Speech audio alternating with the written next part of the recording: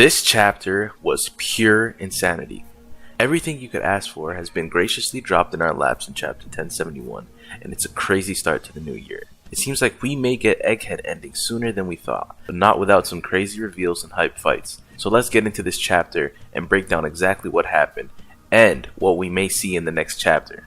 So we start off with Kuma landing at the base of the red line, the elevator way to Mary Joa's.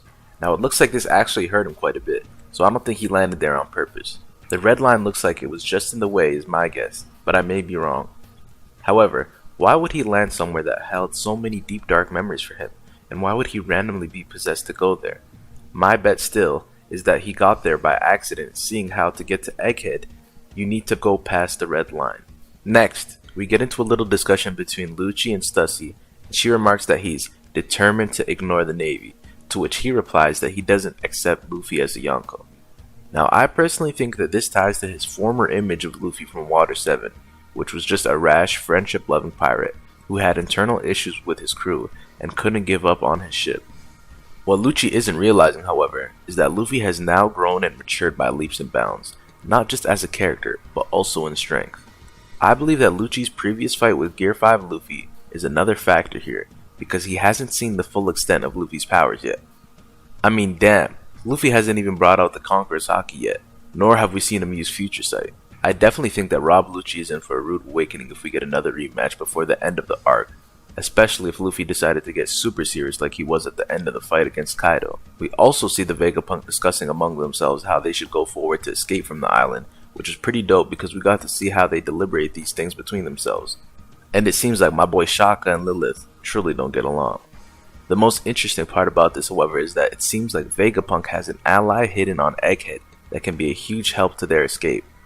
Now, I've been racking my brain thinking about who this could be. I mean, the possibilities are endless. Me personally, I think that it's none other than Smoker himself, because if you look at the Den Mushi when they show it from behind, it seems like it has a coat on, similar to the one that he wears. I think that while he was there, Vegapunk ended up telling him the truth about the formation of the world government, and now he's going to take a stance against them. I mean, think about it.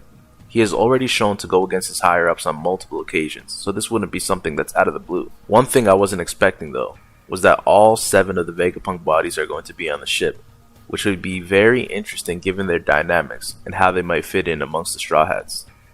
We then see that someone, we don't know who exactly, is taking down the Frontier Dome, therefore letting CP0 in to attack the lab. Though all of the Vegapunks seem surprised by this, I want to focus on one person who seemed the most surprised, which was Stussy. Now we know that it was most likely Stussy who was the former MADS member that wasn't revealed yet, so I think that she may have some idea about who did this, but she may not be sure just yet. After this, CP0 encounters the Sunny docked on the upper level and Kaku proceeds to attack. This is however blocked by Zoro, who managed to wake up mid-sleep to block Kaku's slash. It looks like we're getting another Annie's Lobby rematch between the two, but I'm thinking that we'll see Brook hold off Stussy as well. This leaves Lucci open to proceed towards the Straw Hats and Vegapunk so that he can try and achieve his goal of killing Old Man Vegapunk himself. In the next scene, we also get confirmation through a heated dialogue between Vegapunk and Bonney that even the brightest mind in the world can't return Kuma to how he used to be. There is, though, a reason for this, which Vegapunk alludes to. I'm guessing that the reason is that it was something that was requested by Kuma himself a long time ago to help with whatever Dragon's goal was with Kuma becoming a warlord.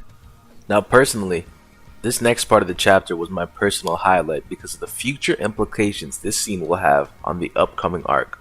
We see the Kid Pirates reach an island that seems unfamiliar to everyone except Killer, who enlightens the rest by concluding that this is most likely Elbaf, home of the Giants. Let me tell you guys why this is a lot more hype than you guys may believe it is.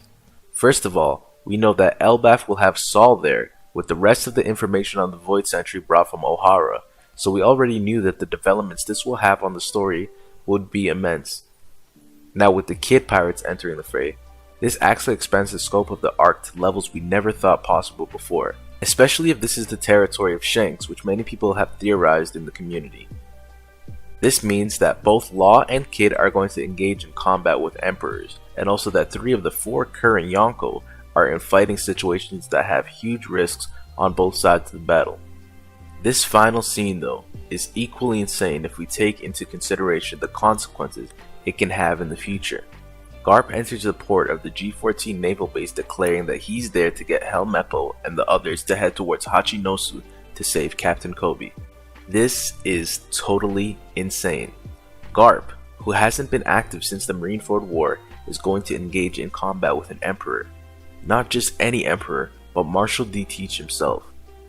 Now I've got an upcoming video on Blackbeard coming up, so make sure you subscribe and hit that notification bell so that you don't miss it, because it will blow your minds.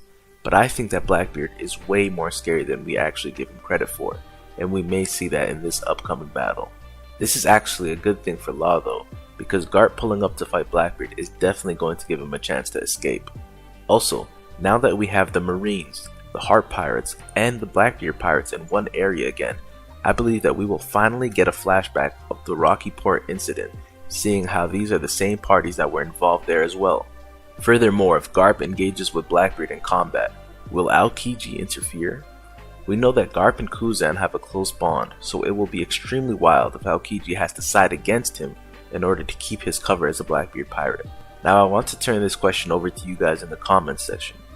Who do you guys think Aokiji will side with? Garp or Blackbeard, and why? This brings us to the end of the chapter breakdown, and it was truly a special one. It seems like Oda wasn't capping when he said that the vibe of 2023 is a free-for-all battle royale, and so far it's actually surpassing my expectations.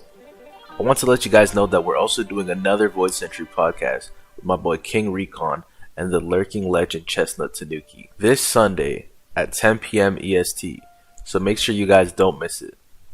These have been my thoughts on chapter 1071, and I'm out. Later.